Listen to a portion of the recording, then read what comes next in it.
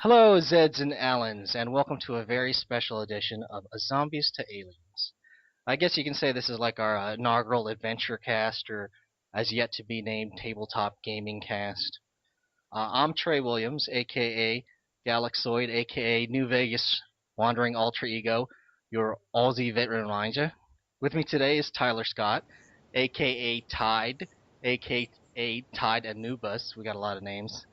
Creator of Zed and Allen, and our resident tabletop gaming enthusiast.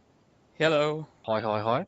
Today we have a very special guest with us. You may have seen him in the 2008 documentary The Dungeon Masters, or played a version of his dystopian future Hot Chicks, the role-playing game.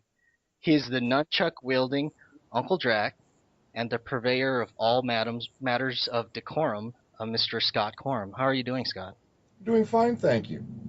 Cool, cool. Happy Easter, of course, again. Happy Easter. Okay, so actually, I mentioned nunchucks. Can I ask you about the nunchucks? Because Ask me about the nunchucks. like as a child of the '80s, I grew up believing nunchucks were the baddest weapon in the world. So like it was like playing guitar in the '70s. You kind of had to learn it. What are your thoughts? I had some very formative years in the 80s. My brother, 13 years older than I am, and he studied the martial arts, so he had his pair of nunchucks and practiced with them. And it just seemed the most natural thing in the world. I've been a big Bruce Lee enthusiast for most of my life, Hmm. and so if you've seen any Bruce Lee movies, you have to pick up a pair of nunchucks at some point in time. It's Oh, like a law. absolutely, absolutely. And I wish your vlog that you had about the lightsaber nunchaku was amazing. I can't believe how in depth you go into it. It's so in depth. It's awesome. Yeah, it was very enjoyable. Very enjoyable video. But I wish I had. You mentioned the Okinawa martial arts, and you mentioned tonfa, sais, and nunchucks. I wish I had them over here, but like they're just in my closet. I swear. I studied all of those before the Turtles came out. So Right. before Teenage Mutant Ninja Turtles, I already knew all their weapon forms. It was kind of nice. Which kids nowadays they see that and they're like, wow, sais? What are those? So of course they don't get the best version of the turtles, unfortunately. No, it's all still available though. So if they do a little digging, they can find it. I agree. So first off, I'd like everyone to know a little bit more about your origin story, so to speak. Can I ask you about how you grew up? Where are you from? Sure, sure. I was born in Long Beach in 1968. Lived in California till 1976. Um, my dad was a manager at McDonnell Douglas, and he got transferred to St. Louis in '76. So moved cross country and lived in the Midwest for gosh until 1990. Mm. Um, so it was parochial school until I couldn't stand it anymore, which was about sixth grade, and then I started going to public school and spent most of the time with undiagnosed learning disabilities.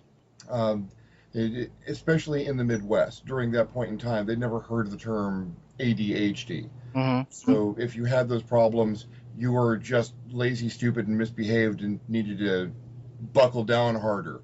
Uh, Eventually, those got diagnosed and allowed me to work with them. And I actually, when I started college, junior college at St. Louis Community College at Merrimack, and was part of their program, outreach program to high schools and junior highs that instructed people on coping with learning disabilities. During that time, I picked up my communications degree and discovered that this role playing thing that I've been doing for years, because my dad started me on Traveler as my first real game. All right. If you start taking communications classes, you learn how to be a game master.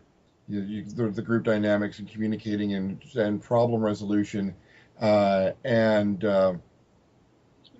so that just sort of became the focus of everything I did. I worked in clerical and administrative positions, first in St. Louis and then in California for temp agencies when I moved back out. Hmm.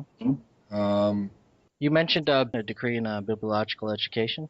um, After I moved back to California and found a lovely woman and got married, My wife Annalisa, still the love of my life. Um, we needed to move out of where we were, and I started looking for what I was actually going to do with my life because you can't camp for your whole life. It's a nice way to make money, but it's unsteady.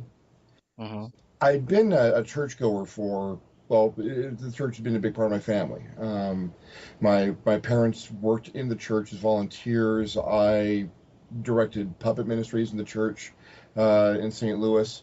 So when I discovered that there was a program called the Director of Christian Education program in the colleges run by the Lutheran Church Missouri Synod, the Concordia universities, I figured, what the heck, I'll go into church work. And attended Concordia University in Irvine from 1997 through 1999.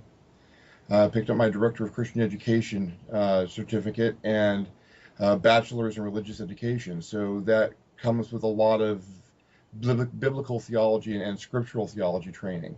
Uh, I still got all the books. They look really awesome on a bookshelf, and some of the biggest book ever printed, in modern times, the oh gosh, I'm going to get smacked if I can't remember what it is. The complete concordiate of the biblical language. Uh, every word in the Bible and every place it appears in the Bible, which is a great thing to hit people with if they get in your way. And so I worked in the church for a few years until church politics became more than I wanted to deal with. So now I design games. Well, speaking of politics, that last vlog you had was some really very serious subject matter, theological and ranty, Scott, at the same time.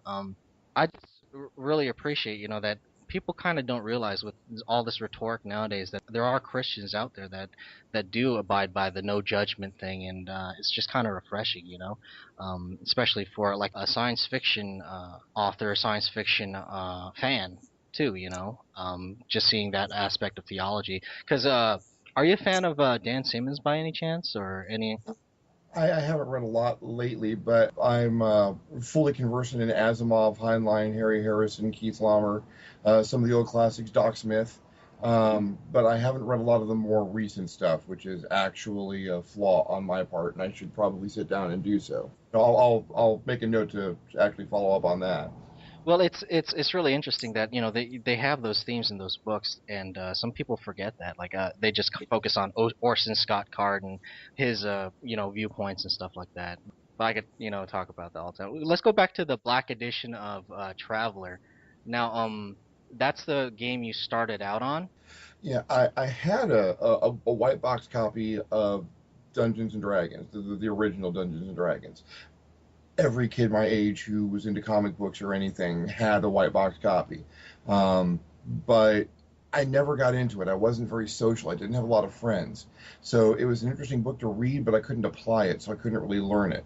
But my dad really wanted to get me more involved in things. So we found a gaming store in St. Louis, and it was a science fiction based gaming store. So I walk in, I walk to the back, and there's all these things I don't understand, but they're absolutely brilliant. And then there's this black box with a red stripe across it. And right there in big white text on the front, this is Free Trader Beowulf. My engine's going out, need help. This is Free Trader Beowulf, Mayday. I'm like, I want that.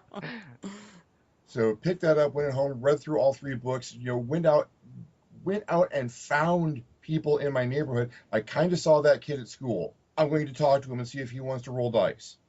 and and that really started my career role playing. I had other information before that, but Traveler is the one that woke me up so much that I had to go out and find people. Well, that's good because I started out fantasy wise just with Advanced Dungeons and Dragons. I believe the 1979 Dungeons Masters book. That's what my oldest brother used, the one with the Ifrit on the cover. Yep. And we that was like our Bible, And right before we started switching over to like more cyberpunk stuff and like more science fiction stuff, is he moved out and we kind of stopped role playing. He was our main DM, unfortunately. But I always thought that was the next level, was the science fiction. It just never dawned to me somebody could start off in science fiction, then go fantasy. Yeah, I actually went the other way. 'Cause when I got into high school, I actually started playing Dungeons and Dragons with a group, same book, Hmm. and then into the advanced second edition with the big guy in the green robes on the cover. Hmm. Um, but but yeah, so I've always been more of a science fiction person. My dad had over like 3,000 science fiction novels in our basement in a nice bookshelf, and I read those growing up. So I had the fairly firm foundation in the science fiction concepts and principles that went into those games.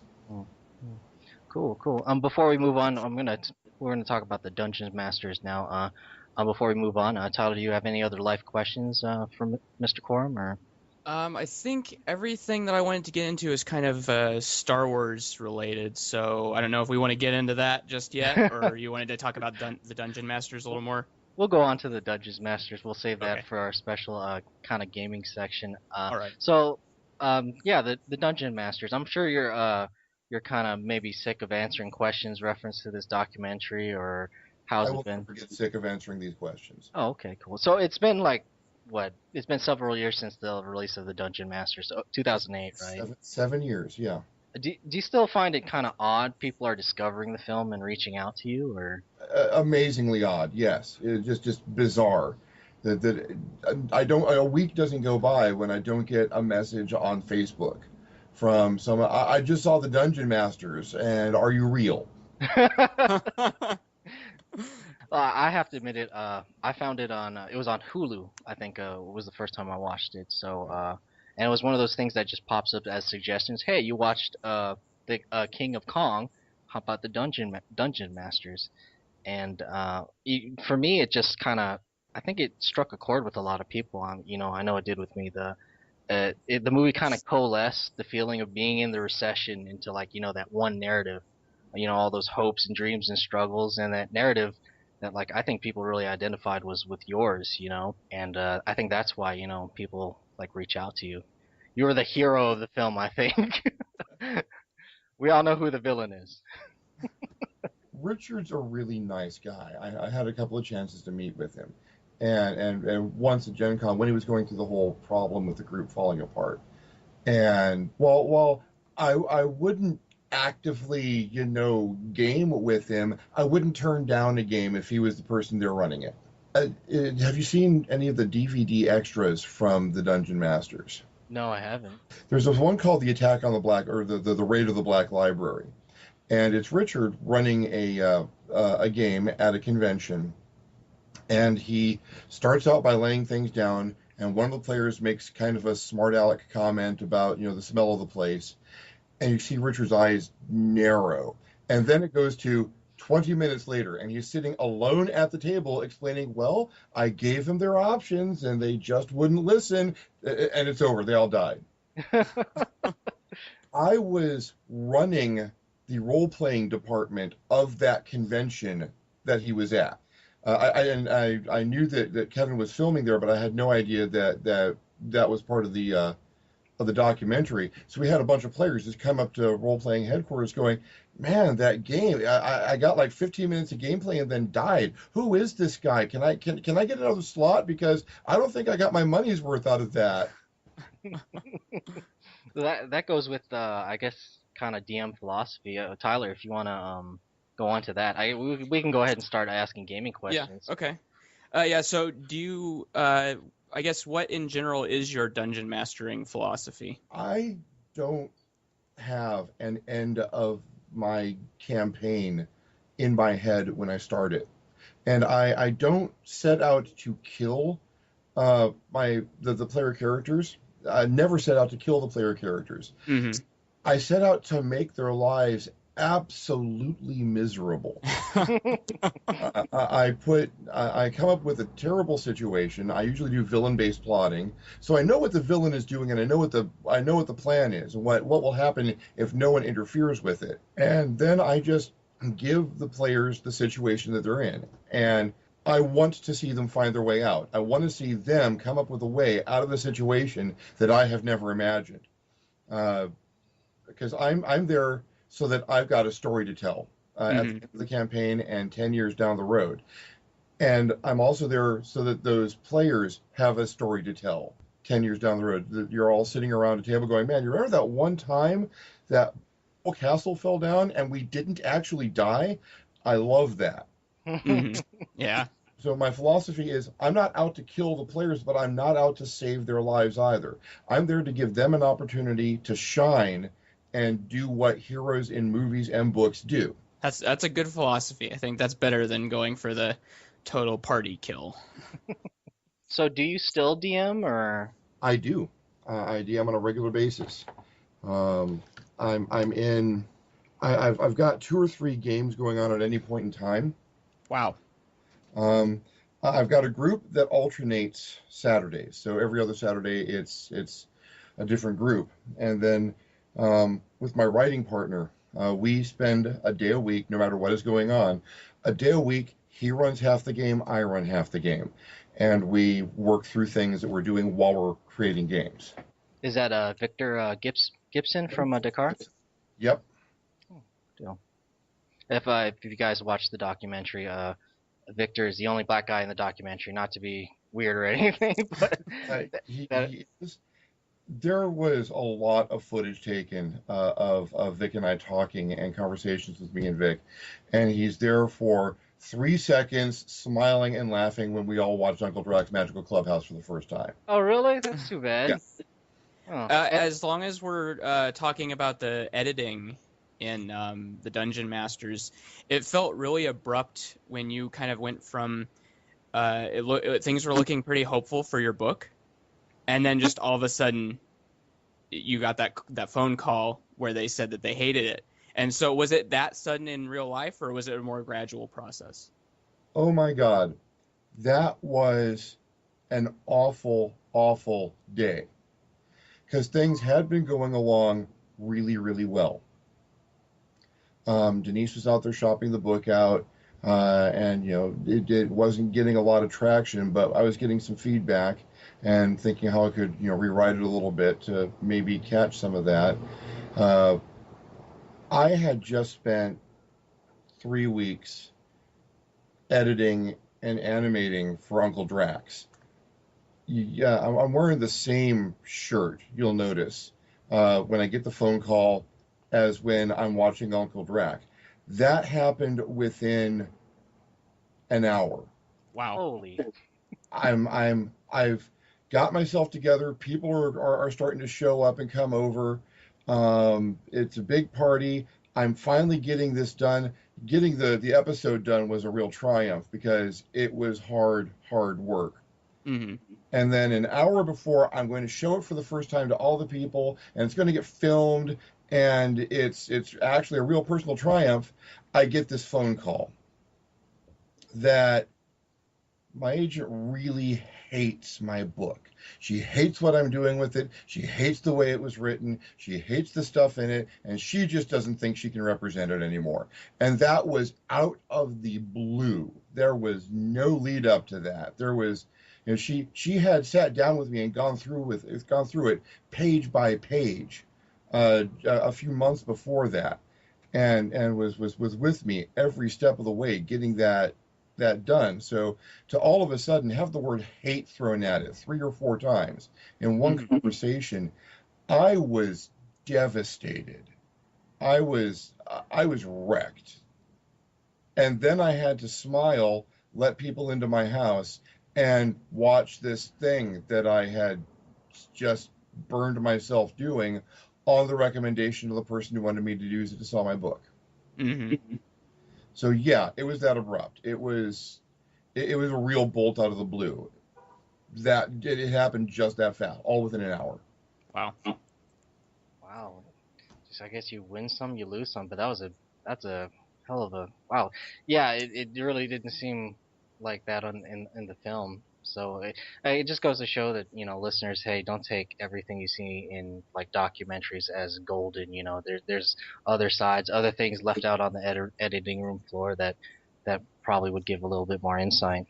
Well, yeah, they followed me for a year of my life, and it's all compacted down into that hour and a half, 2 hours of movie. So yeah, there's no way I could really that they could put everything in there that actually happened.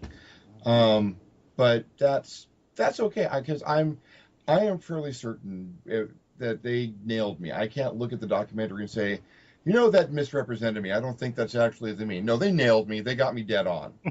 Can't complain. So your book is on drivethroughfiction.com. Listeners, It is. go check that out. It's With the Single Wish Forever by Scott Corum. Any possibilities of that going up on Amazon?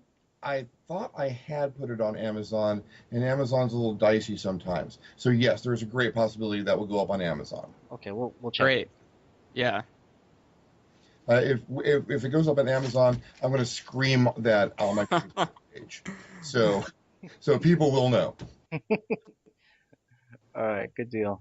Oh, so we'll stick with the future stuff, future awesomeness coming from Mr. Corum. Dakar Unlim or am I pronouncing that wrong? Dakar, and it's Dakar is how I usually say it. Okay, Dakar Unlimited. I've been scrolling through some reviews of Hot Chicks, the RPG, and it seems to have great reviews. People seem to like it a lot. It's a more mature title, correct? You want to explain? It started out. I was looking for a project. I've been doing the digital art for forever, and I put out some paper standees because that seems simple enough. And I put out a set of hot chicks and a set of hot dudes, and I sold a bundle of copies of hot chicks and 2 copies of hot dudes. Cool. So I put a whole bunch of them out, and I had to put some art books and some bigger pictures, and a narrative started suggesting itself. So I'm like, you know what? I want to make a bunch of pictures. Why don't I write a joke RPG? Why don't I write an RPG that's just a bunch of pictures of hot chicks and some rules so people can roll dice and look at pictures of hot chicks? And I already had a product out there called Hot Chicks. It was just branding. And I can't write a simple RPG, or at least I couldn't, because I started to vent. I started to everything I'd ever had a problem with in a role-playing game, because this was right at the time that the Curse of the 4th edition hit. Yo. 4th edition D&D, 4th edition Mage, 4th edition GURPS, 4th edition World of Darkness. They all came out during this period, and I'm going to editorialize a little bit. They all sucked. In comparison, and then Cyberpunk 23X came out, and I read it front to back. I cried for a day, and it's like, no, I can't write a simple role-playing game. I've got to take everything that I know how to do right, and I've got to put it in one place, so that somewhere there's one place where I know everything is good and proper. And I couldn't stop writing. The thing is almost 500 pages long. Wow. Which is it's too long for one book. The size of it's intimidating to some people. The fact that it is a mature product, because it's based around hot chicks.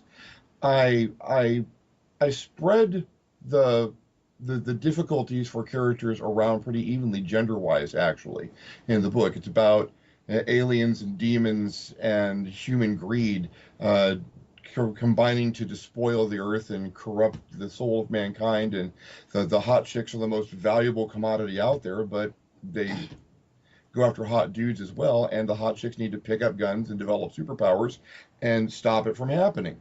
And the world got very detailed, and I couldn't not put something into it. I didn't want someone to pick up the book and go, the book was nice, but it didn't have something that I needed in it. I couldn't stand that. So because they just split D&D up into 3 different books and GURPS into 2, and I'm like, no, all one book. It has to be one book.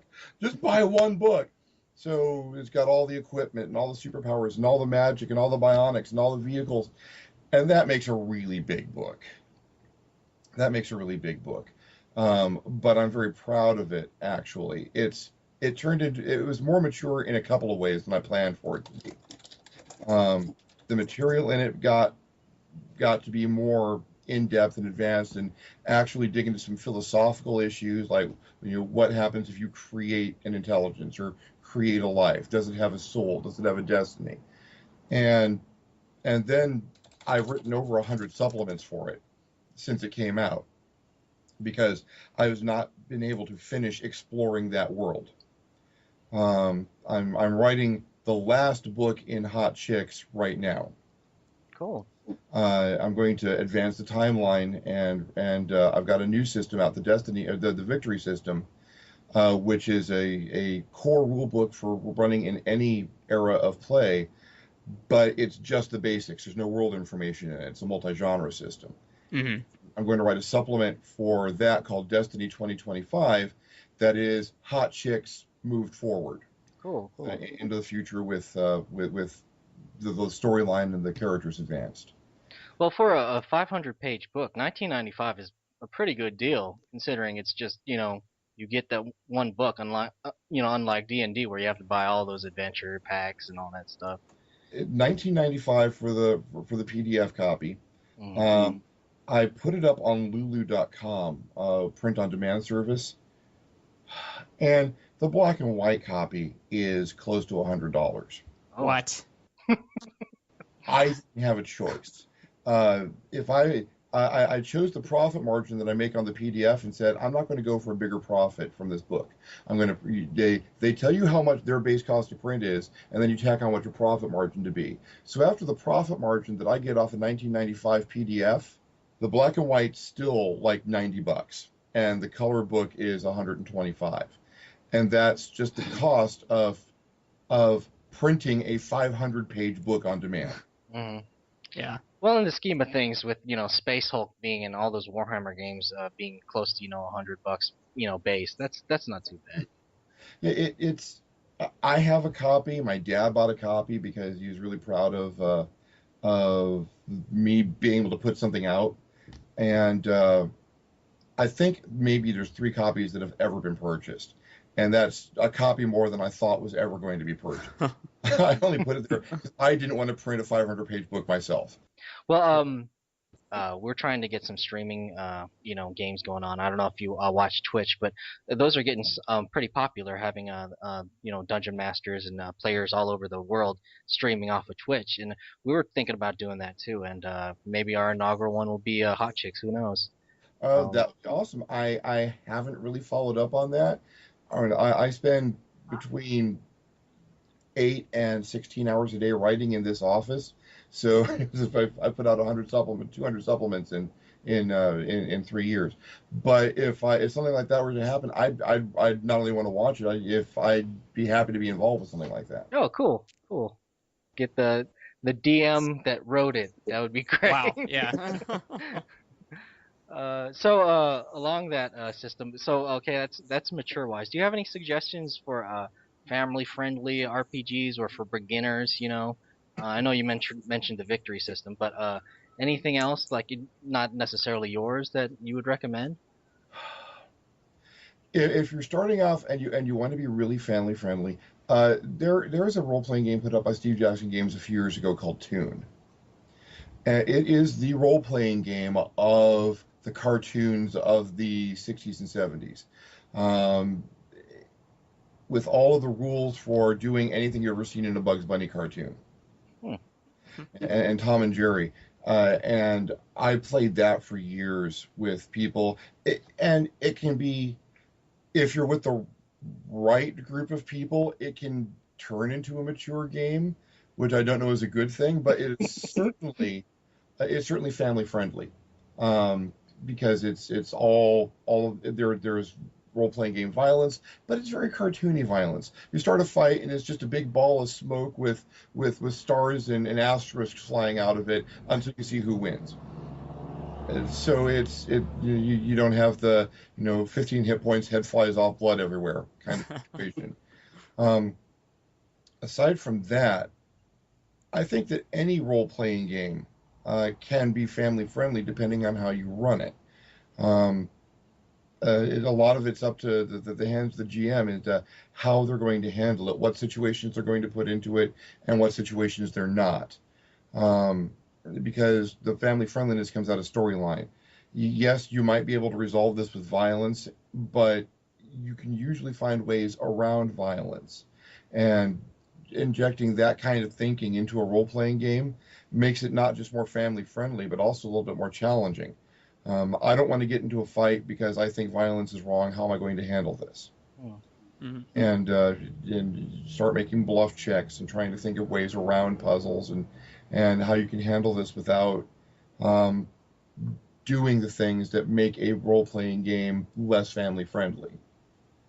Just a GM being open to that and encouraging that kind of thought and play. Yeah, we'll make any role-playing game a family-friendly role-playing game. Oh. Has your son played with you yet, or? He is much more into his computer games. He has a copy of my of the Victory system, and he got thrown out of school early once for having it because there are pictures of guns in the book. But what are you going to do?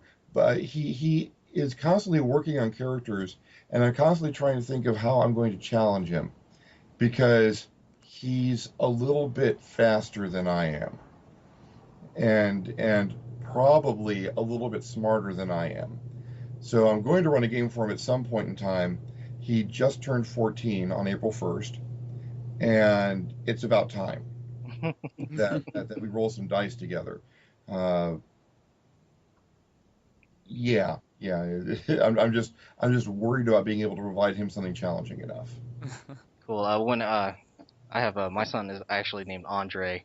And when we run it, we play like a couple games. He starts trying to position himself into the DM, and he's like, okay, now it's my part of the story. Let me start talking. I'm like, wait a minute, So Yeah. he wants to grab the narrative, himself. So. Well, it's the whole taking turns thing. It's like, okay, you got to be God for a while. Now I want to be God. So I'm like, no, he's an NPC. You can't make him do stuff. What are you doing? So, Tyler, if you have any more questions, now's your chance. Yeah, as long as we're talking about recommendations, we understand that you are a pretty big Star Wars fan. So, have you played any Star Wars role-playing games? And if so, would you recommend them? I have played every Star Wars role-playing game except the most recent. The West End D6 role-playing game, which I purchased at Star Tours at Disneyland. The D6 second edition, the Star Wars, the D20 version that came out from Wizards and their Saga system. I haven't played the Fantasy Flight version yet. There is nothing like the original West End Games D6 Star Wars. And if you can find a copy of it, that is a amazing start. It's not just an amazing start to Star Wars role playing. It is an amazing start to role playing. It is so basic and simple and well written and efficient that it's just an excellent experience as far as Star Wars. It feels like Star Wars. You do Star Warsy things and you get Star Warsy results, and it flows like the games. It flows like the movies and like watching episodes of Clone Wars. It has a natural tendency to play like that. The D20 versions, they kind of have to make it run on certain rails as far as the rules go, so it conforms to the D20 system. So it's good. They're a good system and it's very workable. It just ends up feeling a little bit less like Star Wars when you play with that. Mm-hmm. But I would definitely recommend the original West End Games D6 Star Wars if you can find a copy of it. If not, a lot of people have come out with D6 Space Systems, or I forget the name of the company, but if you do a search for D6 Space, you'll find the Star Wars system with all the Star Wars stuff peeled out. Yeah. And it's not that hard to slip it back in. Cool. So, along those lines, most important question: Episode 7. Are you hopeful? I'm extremely hopeful. I got very angry when the first trailer came out and everyone and their mother jumped on the crossguard lightsaber. Oh, that annoyed me because you can't have a lightsaber like that. He'll get off. And I'm like, do you people know nothing? Oh my god. Oh my god, you could have made it out of frick. There could easily be Mandalorian iron in that. It could just have a magnetic bubble system. What are you doing? Research. Don't just say I hate that. So yeah, I'm very hopeful. All of the designs that I've seen, I've only really seen the first trailer. I don't want to see any more. Yeah. I'll see it when it comes out. But seeing the original Ralph McQuarrie designs for the Hmm. Stormtroopers and the X-Wings, it makes me very hopeful that rather than taking it off in directions that it was never meant to go, they've reached back into those original core designs and grabbed what it's all about to begin with. And I don't mind so much that they seem to be discarding a lot of the extended universe canon. I would love to have seen Zelazny's original trilogy, um, the Dark Empire trilogy, Hmm. made into a trilogy. But I'm a whole bunch of stuff that got added to the Star Wars universe and extended universe that really didn't need to be there. I'm not going to name any names, but Yuzhang Vong. Um, Oh my gosh. Yeah. Taking all that and saying, you know what, we're going to start from scratch. We're going to make this canon from this point on. I'm very encouraged. Hmm. I think it's a good sign that they're not using as much of that stuff because it shows me that they're being open-minded and that they've got a grip on the canon. So I guess we're gonna do we'll do one more questions. Anything else you'd like to ask, Tyler? No, I think we're good. Okay. So where do you see the future of role-playing games from here on out? Oh, the stuff that you mentioned on Twitch. Uh, I see online gaming, uh, but what like what we're doing now. Uh, there are a number of platforms that have come out recently, like Roll20, that allow you to facilitate the classic sitting around a table and drinking Mountain Dews and eating Cheetos while you are playing when you're not in the same room.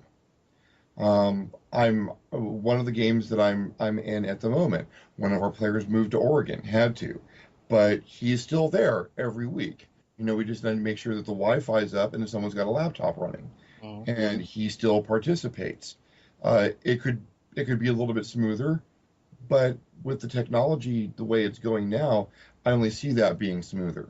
Um, you know, when people started gaming online at all, you had the massive the multi-user dungeons and the muds, and even that you had the dice rollers and someone being the dungeon master, and I see that just getting better and better as time goes on. We're having a very good three-person conversation on Skype right now. Mhm. Put four more people in here, give everyone a dice, or give Skype a native dice rolling application, and we're playing a game. Mm. I can have a very good game that way. As a game master, I can go to my other screen and pull up people's stats and reference all the materials I've got on PDF and throw stuff out and see people's faces and their reactions. That's what it's all about. The first time you get a spit take when you throw in a surprise mind flayer, They're nothing. so disgusting, aren't they? Yeah, so disgusting and so terrifying if your party isn't kitted out for it. So when one just shows up out of nowhere uh, in a non-genre game, I throw in mind flayers into cyberpunk games. People could not handle it, Yeah. Oh man. and but seeing those reactions and hearing that laughter and building those stories together, but I don't have to make sure that my house is clean or that we all have the same block of schedule in the same place at the same time. Like, does everyone have a Saturday free? Okay, let's get online and roll dice. Um, I only see this getting better and more engaging. Um, Heck, with the Oculus Rift and VR technology, I could literally just build a virtual game room or throw the situation out there and that everyone can see, look around, experience. Um, I run and write role playing games because I have worlds up here that I want to share, but other people can't just plug into my head and walk around in these worlds. I have to convey them. I have to get them out there in writing or in verbiage, in language. And any tool that helps me share that get other people into the worlds in my head only makes things better. So that's where I see it going. I see just these wonderful tools that have uh, they can be driven by other industries. People can get together for meetings across the world and teleconferences or telecommute from work. But all that technology works just as well for let's all sit around a virtual table, roll virtual dice, and kill virtual monsters. Well, you mentioned it, man. Yeah, I can only imagine like a 5-player Oculus Rift with anytime a DM puts something in the game, you have a visual representation right there. That'd be Exactly. awesome. That'd be Yeah. really awesome.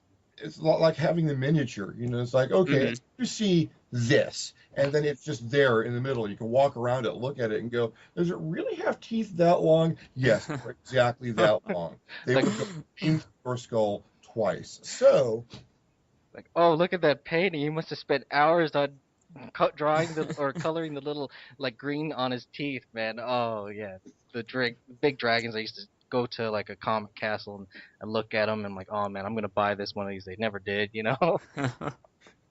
So I used to collect miniatures. I was never very good at painting them, but I wanted to have those things for the reference and to move things around, and now it's all coming into this format, and yeah, yeah, I think I see things going very, very well. People have to write games that people will want to play, that new players can pick up fairly easily and run with. The industry has to keep up with a demand for the games, and never again have a curse of the fourth ed. But but if everyone keeps on the same page, I think I think things are going to go absolutely wonderful in the future. mm, mm. So as we reach the end of our time, is there anything else you'd like to promote or highlight for listeners to check out? Um, my current big push and big project is the Victory System, which you can find information on at thevictorysystem.com, all one word. Uh, it's pretty much everything that I learned not to do in Hot Chicks, and a revision of all the rules from that inverted 20 system that we used for that, um, refined and pushed forward, literally allowing people to do anything they want to in a game, run any kind of game they want to play, and have the experience that they want to have when they play it. Cool. Aside from that, I am probably going to make sure I can get With a Single Wish Forever up on Amazon, and anyone looking at my Facebook page will see me screaming it in all caps when it finally gets up there. And I have not turned down a friend request on Facebook yet.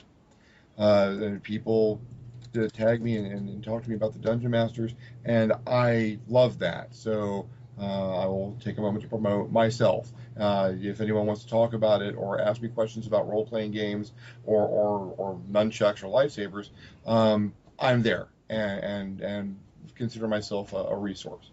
Cool. All right, so that's about gonna do it for us here at Zombies to Aliens. Please check Scott Corum's blog and website, mattersofdecorum.com. Subscribe to his YouTube channel, Uncle Drac with a K. Browse his products at Dakar Unlimited or drivethrurpg.com, and stay tuned with us at zombies2aliens.net, where we like you for your brains. Take care.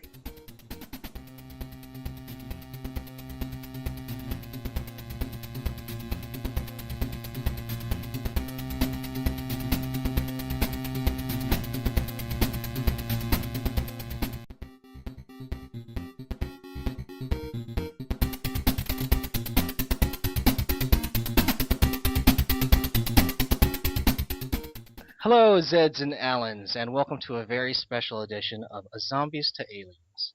I guess you can say this is like our inaugural Adventurecast, or as yet to be named Tabletop Gaming Cast. I'm Trey Williams, aka Galaxoid, aka New Vegas Wandering Alter Ego, your Aussie veteran ranger. With me today is Tyler Scott, aka Tide, aka Tide Anubis. We got a lot of names. Creator of Zed and Allen, and our resident tabletop gaming enthusiast. Hello. Hi, hi, hi. Today we have a very special guest with us. You may have seen him in the 2008 documentary The Dungeon Masters, or played a version of his dystopian future Hot Chicks, the role-playing game. He is the nunchuck-wielding Uncle Drac and the purveyor of all matters of decorum. Can't believe how in-depth you go into it. It's so in-depth, it's awesome. Yeah, it was very enjoyable.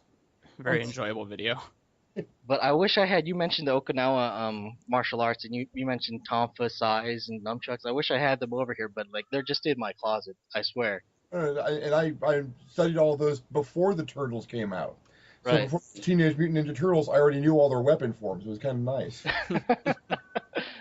Which kids nowadays, they see that and they're like, wow, sais? What are those? You know, so of course they don't get the best version of the turtles, unfortunately. No, it's all still available though. So if they do a little digging, they can find it. I agree. So first off, I'd like everyone to know a little bit more about your origin story, so to speak. Can I ask you about how you grew up? Where are you from? Sure, sure. I was born in Long Beach in 1968. Lived in California till 1976. My dad was Mr. Scott Corum. How are you doing, Scott? doing fine, thank you. Cool, cool. Happy Easter, of course, again. Happy Easter. Okay, so actually, I mentioned nunchucks. Can I ask you about the nunchucks? Because Ask me about the nunchucks. like as a child of the '80s, I grew up believing nunchucks were the baddest weapon in the world. So like it was like playing guitar in the '70s. You kind of had to learn it. What are your thoughts?